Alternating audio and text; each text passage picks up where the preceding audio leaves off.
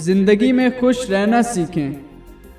हम ज़िंदगी में मुख्तलिफ़ काम करना सीखते हैं, मसलन गाड़ी चलाना, खाना पकाना, गाना गाना, कंप्यूटर चलाना और बहुत कुछ।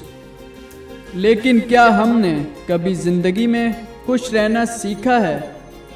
नहीं ना, क्योंकि हम समझते हैं कि खुशी का ताल्लुक दौलत, कामयाबी और ज़िंदगी में हर शे की फरावानी से है।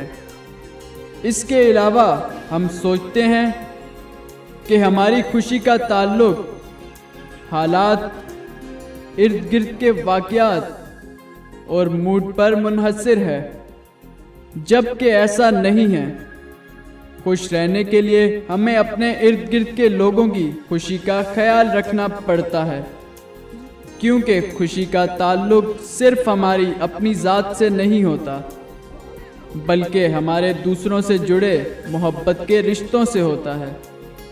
आप दूसरों को खुशी देकर तो देखें, उस दिन आपको असल खुशी का एहसास होगा और उस खुशी का कोई नेमुल बदल नहीं होता।